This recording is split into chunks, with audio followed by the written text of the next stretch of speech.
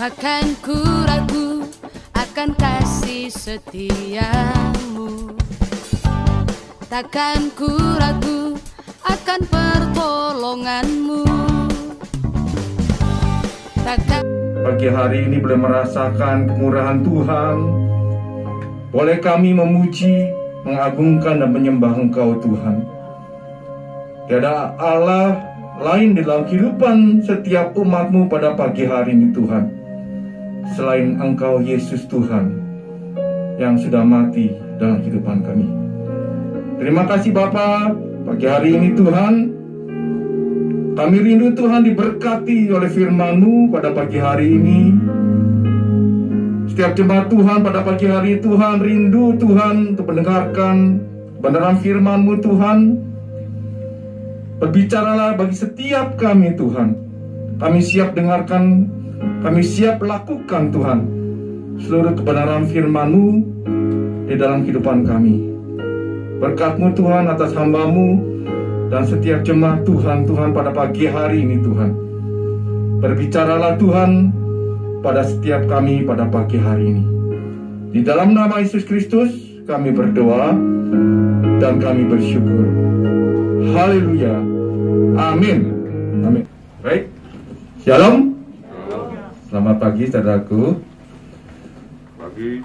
Tema bulan ini pada bulan April yaitu kebangkitan Kristus mengubah kehidupan kita. Saya ambil subtemanya kebangkitannya, kita bangkit dari kegagalan dan keterpurukan. Itu tema yang akan saya bagikan pada siang hari ini. Mari saudaraku kita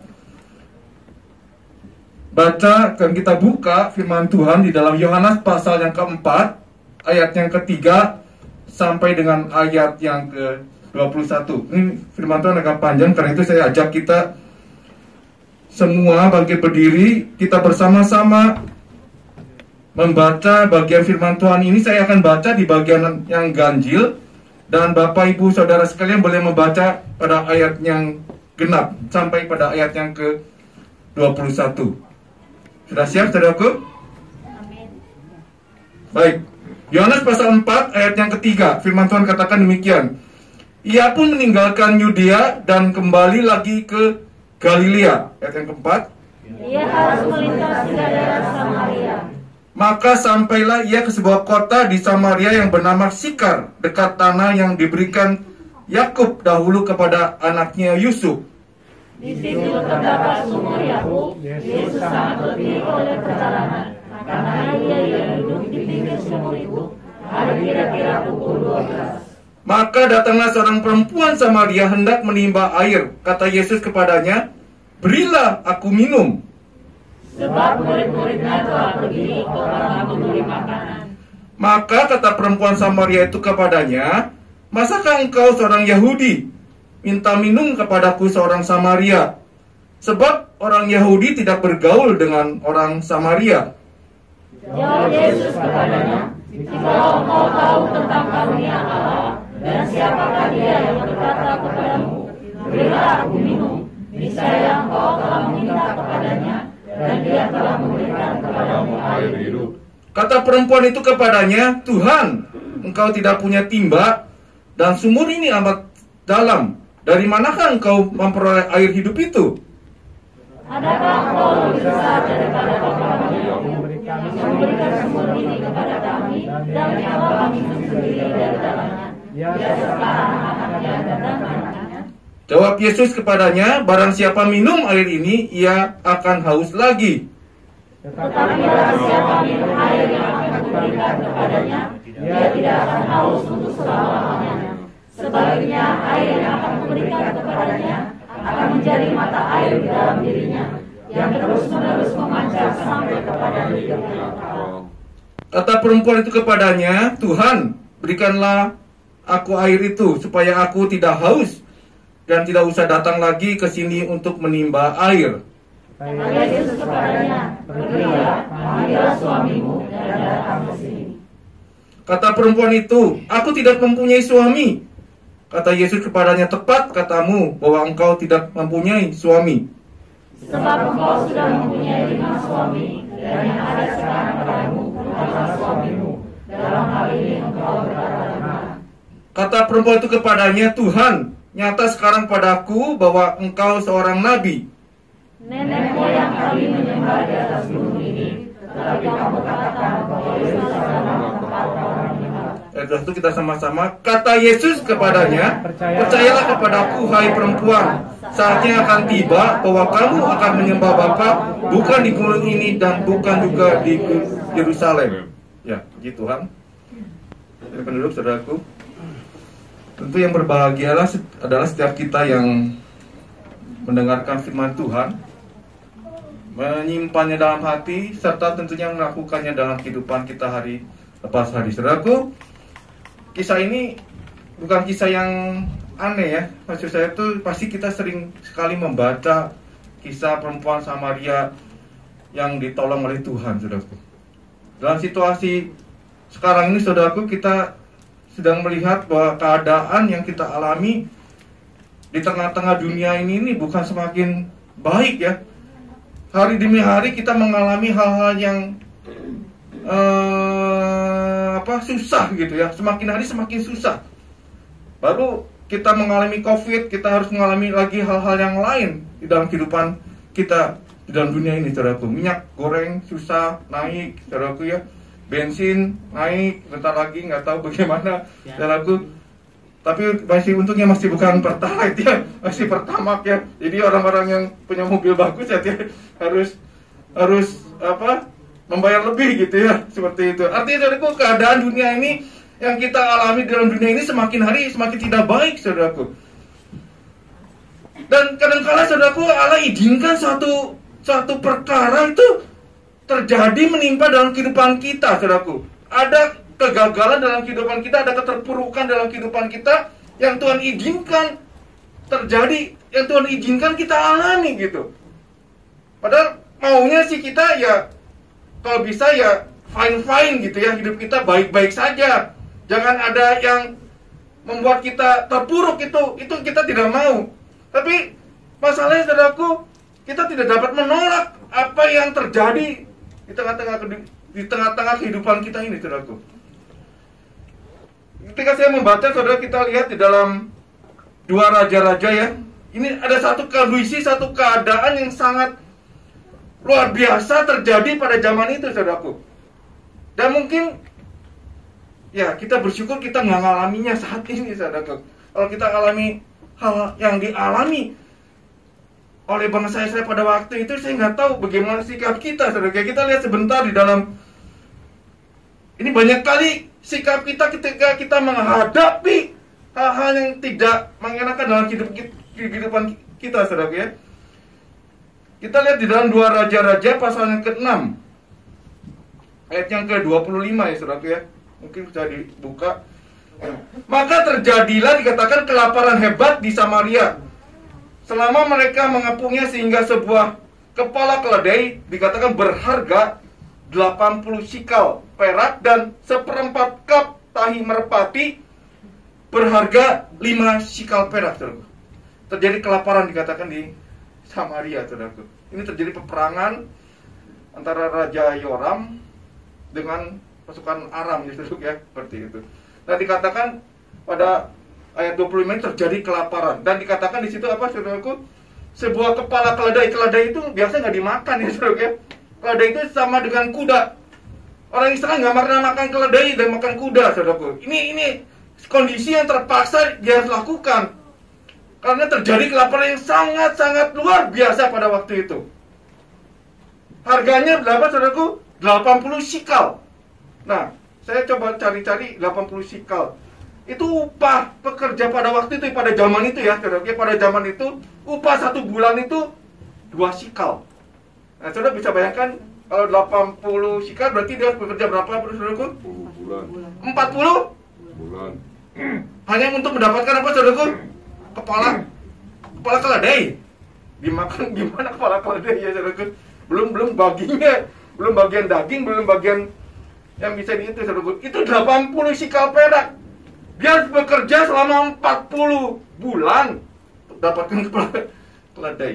Dan lagi sekarang kan Sempat Kaptahi Merpati, saya nggak tahu nih Kaptahi Merpati itu seperti apa ya, tahi merpati atau apa. Saya cari referensinya nggak terlalu ini ya, tapi dikatakan itu seperempat cup tahi merpati berharga 5 sikal perak. Artinya untuk dapatkan kurang lebih 0,5 liter mungkin ya, 0,3 liter lah. Kalau saya baca-baca referensi itu harganya 5 sikal perak. Dia kerja berapa? 5 bulan hanya dapatkan itu, saudaraku. Terjadi kelaparan yang luar biasa. Ini situasi yang paling buruk mungkin saya lihat terjadi pada zaman itu, saudaraku. Kita lihat lagi ke bawah. Ayat yang ke-27 ya. Ayat yang ke-27, jika Tuhan tidak menolong engkau, dengan apakah aku dapat menolong engkau? Dengan hasil pengirikankah atau hasil pemerasan anggur? Yang 28, kemudian bertanya raja kepadanya, ada apa? Jawab perempuan itu berkata kepadaku, berilah anakmu laki-laki supaya kita makan dia pada hari ini, dan besok akan kita makan anakmu laki-laki. Nih, saudaraku, situasi yang terjadi pada waktu itu. Sampai anak laki-lakinya harus dibunuh untuk dimakan, saudaraku. Pernah saudara alami itu? Saya rasa di dunia ini saya belum pernah dengar ya, saudaraku. Kejadian yang terjadi seperti ini, saudaraku. Sudah kelaparan, beli makanan susah, akhirnya harus serahkan anaknya untuk menjadi korban. Ini terjadi, saudaraku. Kanibal, saudaraku. Anak ini diserahkan sampai ayat yang ke-29 ya.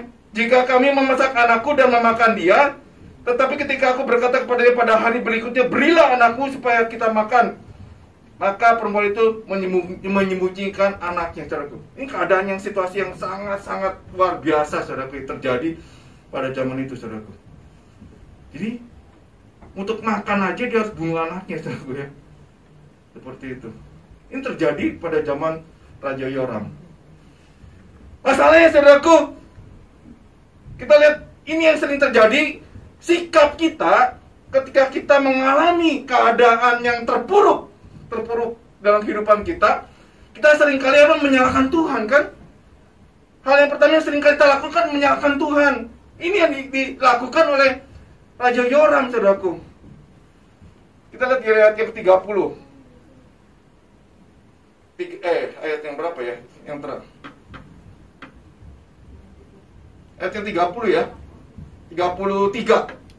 Coba kita lihat ayat yang 33. Dikatakan ini, selagi ia berbicara dengan mereka, datanglah raja mendapatkan dia. Berkatalah raja kepadanya, sesungguhnya malapetaka ini adalah daripada Tuhan. Sikapnya udah benar, saudaraku. Dikatakan apa? Malapetaka ini datangnya dari Tuhan. Kita berkali rohani kan, kita mengalami sesuatu, kita katakan, ya ini Tuhan kan yang sedang menguji saya, kan gitu ya kira-kira ya. Banyak kita berkata seperti itu. Tapi yang kedua, saudaraku, dikatakan apa? Mengapakah aku berharap kepada Tuhan lagi? Jadi sikapnya sama perbuatannya nggak sama, saudaraku. Bukankah kita seringkali begitu? Betul nggak? Sok rohani kan kita, oh ini Tuhan yang berikan persoalan ini, gitu kan? Tapi kita tidak pernah berharap pada Tuhan sebetulnya, saudaraku. Kita menyalahkan Tuhan. Kita mengomel di belakangnya, kan? Mana Tuhan? Mana buktinya, gitu? Kira-kira begitu ya. Raja Yoram mulai menyalahkan, saudaraku. Dia menyalahkan Elisa. Karena Elisa nggak bertindak apa-apa. Sikap kita ini, saudaraku, yang kadang-kadang membuat kita tidak bisa bangkit dari keterpurukan kita, karena kita seringkali menyalahkan Tuhan. Seringkali kita mengumpat Tuhan dalam hati kita, dalam pikiran kita, gak dinyatakan dalam perbuatan, saudaraku. Perempuan Samaria ini, saudaraku ya, kalau kita gambarkan dalam keadaan yang sangat tidak baik tentunya. Karena apa? Dia tidak bahagia dalam kehidupannya, saudaraku. Hidupnya tidak bahagia. Karena diceritakan pada waktu itu dia sudah mempunyai 5 suami. Rumah tangganya berantakan pasti itu. Masa 5 suami dikatakan hidupnya bahagia? Enggak ya, karena dia nggak bahagia cari lagi kan, nggak bahagia cari lagi, terus mencari sampai kelima suami itu tidak bisa memberikan kebahagiaan kepada perempuan Samaria itu. Nah, sikap kita bagaimana, saudaraku? Sikap kita harus bagaimana ketika kita mengalami keadaan terpuruk itu? Kata terpuruk itu kan artinya terbenam, merosot, tidak bahagialah, seperti itu. Keadaan yang kita alami yang tidak menyenangkan lah, seperti itu. Itu kata yang diambil dari kata terpuruk itu, saudaraku. Mundur, merosot, menjadi parah. Seringkali kita alami keadaan-keadaan yang seperti ini, saudaraku. Satu keadaan yang membuat hidup kita kurang baik, atau berada dalam titik yang terendah dalam kehidupan kita. Perempuan Samaria yang ini mengalami titik yang terendah dalam kehidupannya. Itu merosot secara mental, secara spiritual, secara rohani, semua itu merosot, saudaraku. Karena dia tidak mendapatkan satu kebahagiaan. Sampai akhirnya ketika dia mengambil air pun dikatakan harus siang hari. Karena takut bertemu dengan yang lain, bertemu dengan teman-teman yang lain. Tidak ada satu kebahagiaan di dalam kehidupan perempuan Samaria ini. Nah, bagaimana sikap kita, saudaraku, ketika kita menghadapi perkara ini? Mari kita lihat, saudaraku, di dalam Yohanes tadi, pasal yang keempat, ayat yang ketiga. Dikatakan demikian, saudaraku. Ia pun meninggalkan Yudea dan kembali lagi ke Galilea. Dikatakan ayat keempat, ia harus melintasi daerah Samaria. Maka sampailah ia ke sebuah kota di Samaria yang bernama Sikar, dekat tanah yang diberikan Yakub dahulu kepada anaknya Yusuf. Yang pertama, saudaraku, saudara harus ingat ketika kita mengalami keterpurukan dalam kehidupan kita, yang pertama harus kita lihat adalah Allah, Tuhan kita Yesus sangat-sangat peduli dalam kehidupan saudara dan saya. Amin, saudaraku. Dia dikatakan dia harus melintasi daerah Samaria.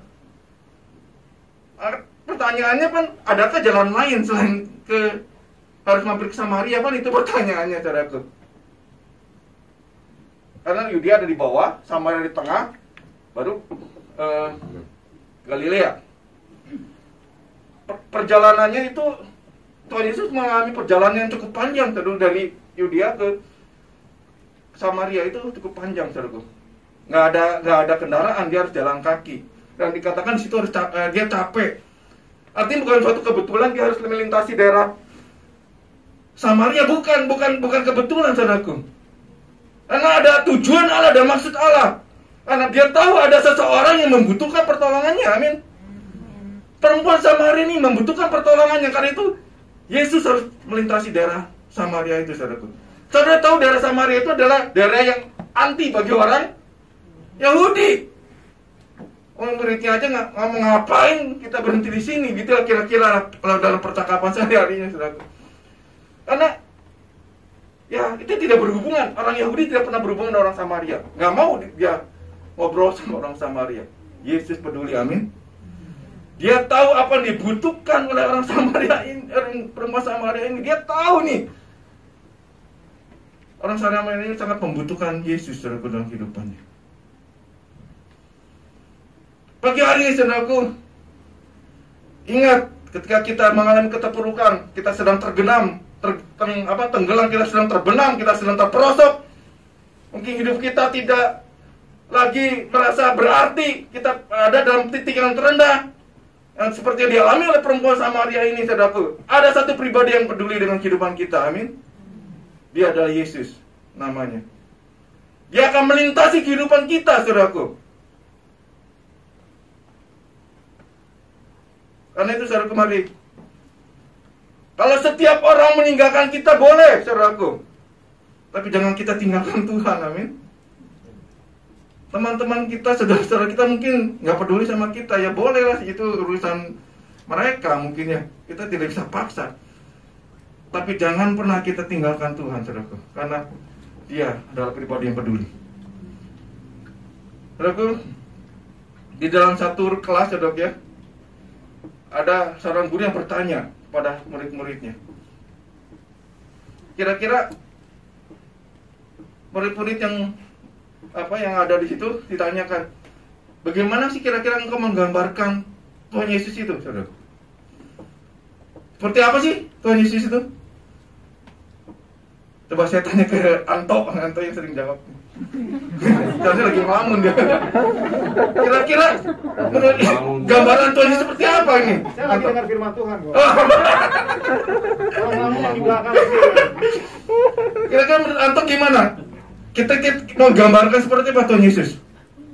Seorang gembala yang baik. Seorang gembala yang baik. Itu firman Tuhannya Novi waktu minggu yang lalu. Saya mendengar. Banyak yang kita personifikasikan, saudaraku, Tuhan Yesus itu seperti apa ya, saudaraku? Coba saya coba next slide ya, saudaraku. Terus next. Nah, ini. Benar? Kira-kira Tuhan Yesus itu digambarkan seperti apa? Pahlawan super. Ya, memang Tuhan Yesus itu pahlawan super yang selalu memberikan kemenangan dalam kehidupan saudara dan saya, saudaraku, betul? Karena pahlawan super tidak pernah kalah. Dia selalu menang. Yang kedua, saudaraku, ya saudara tabib dikatakan seorang dokter, karena dia dapat mengobati segala penyakit dalam kehidupan saudara dan saya, saudaraku, ya, menyembuhkan.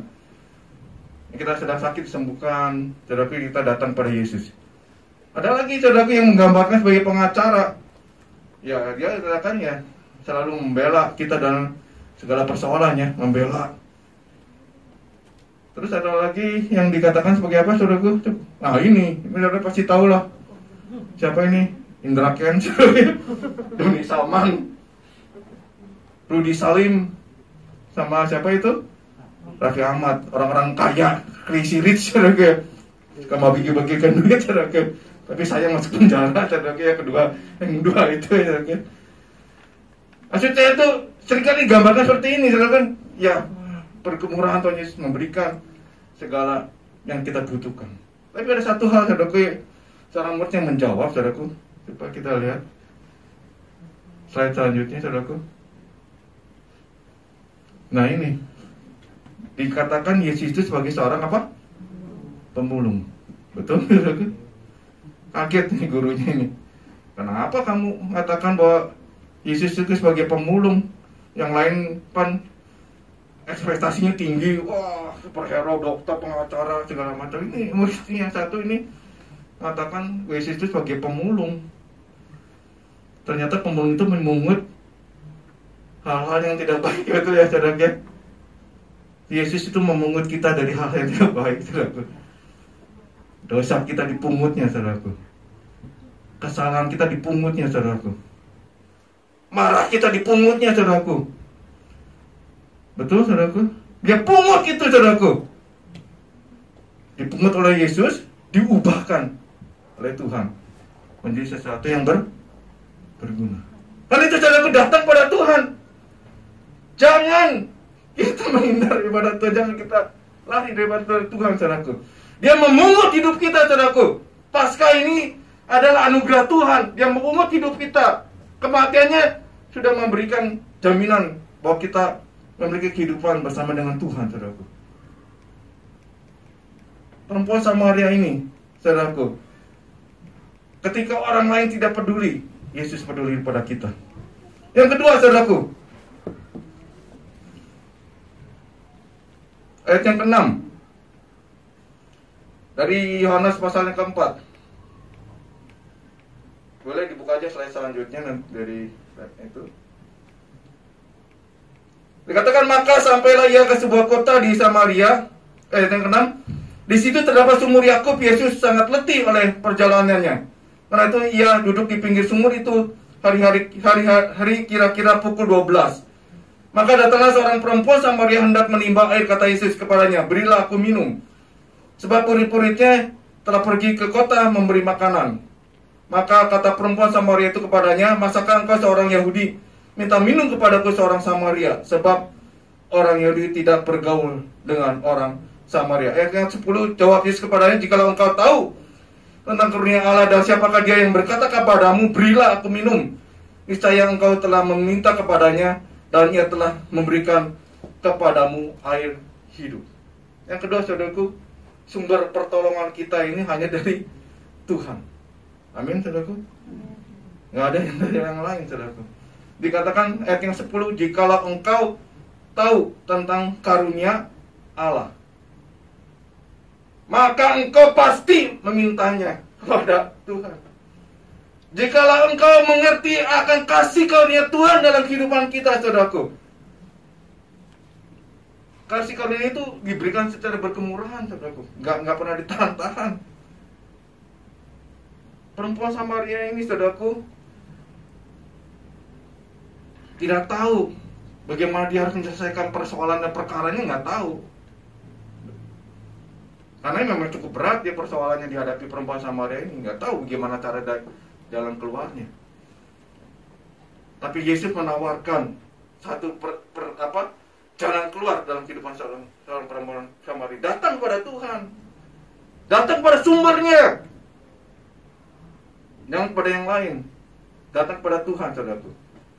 Dia adalah sumber daripada segala sumber dalam kehidupan kita ini, saudaraku.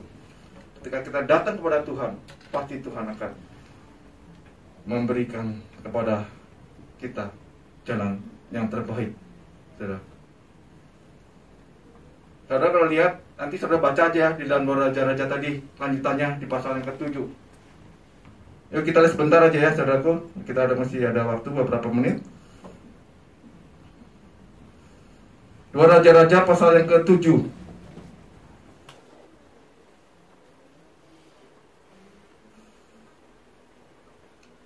Betul katakan demikian, ayat yang pertama, lalu berkatalah Elisa, dengarlah firman Tuhan, beginilah firman Tuhan, besok kira-kira waktu ini sesukat tepung yang terbaik, satu sukat tepung yang terbaik akan berharga berapa, saudaraku? Sikal. Kemudian dan 2 sukat jelai akan berharga berapa, saudaraku? Sikal di pintu gerbang Samaria. Nah, ini saudara lihat keadaannya. Tadi berbalik ya. Tadi 80 sikal hanya untuk kepala keledai. Nah, bagaimana itu bisa dirubah Tuhan menjadi 1 sikal? 1 sikal berarti mampu ya orang beli ya, betul? Karena 1 upah. Tadi orang bekerja 1 bulan itu 1 sikal. Artinya dia masih bisa mampu beli. Bagaimana Tuhan membalikkan keadaan itu, saudaraku? Hanya Tuhan yang bisa membalikkannya, saudaraku. Betul? Manusia nggak bisa pikir bagaimana caranya. Lihat, saudaraku, yang dikatakan ayat yang kedua. Tetapi perwira yang menjadi ajudan raja menjawab abdi Allah, katanya, sekalipun Tuhan membuat tingkat-tingkat di langit, masakan hal itu mungkin terjadi? Ini yang dikatakan ajudannya raja, nggak mungkin. Pikiran kita seperti itu kan, sesuatu yang mustahil, yang sulit, yang berat, mana mungkin diubahkan, kan nggak masuk akal. Ini yang dikatakan oleh ajudan raja itu, saudaraku, nggak mungkin. Walaupun Tuhan buka tingkat-tingkat langit, nggak mungkin itu terjadi.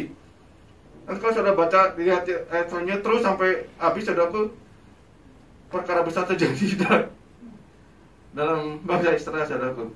Apa yang dikatakan oleh firman Tuhan itu terjadi dalam kehidupan bangsa Israel, saudaraku. Oke, jadi saudaraku, apakah saudara terus berlempar pada sumber air itu, saudaraku? Yang katakan ketika kita ada dalam sumbernya, air itu akan terus mengalir dalam kehidupan saudara dan saya. Nggak akan kering. Amin. Nggak akan kering. Dia akan terus mengalir dalam kehidupan saudara dan saya. Persoalannya seberapa besar kita menempa pada sumber itu, saudaraku. Kalau kita ada pada sumbernya itu, nggak akan kehabisan. Ya, kecuali kita pada sumber yang lain. Sumber kita adalah Yesus, saudaraku. Ketika kita ada pada sumber itu, kita akan mengalami kuasa Tuhan dalam kehidupan kita. Saya nggak akan bahas banyak ini. Sebenarnya ada 5 hal tadi saya mau bahas, tapi waktu sudah habis. 2 saja ini, saudaraku, yang boleh menjadi bagian dalam kehidupan kita melalui firman Tuhan. Kalau kita mengalami keterpurukan dalam kehidupan kita, terpuruk artinya tenggelam, nggak memiliki daya untuk bangkit, saudaraku. Kita butuh Yesus. Kita butuh sumber itu, saudaraku, yang membangkitkan kehidupan kita, saudaraku. Terakhir, saudaraku, kalau saudara baca Yohanes, terakhir aja, saudara, kita lihat di dalam Yohanes pasal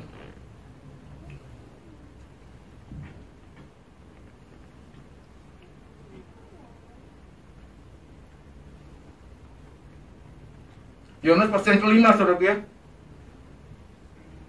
Ini tentang penyembuhan orang lumpuh di kolam Bethesda. Bethesda ya, saudaraku. Bethesda. Susah banget. Bethesda. Susah. Saudaraku,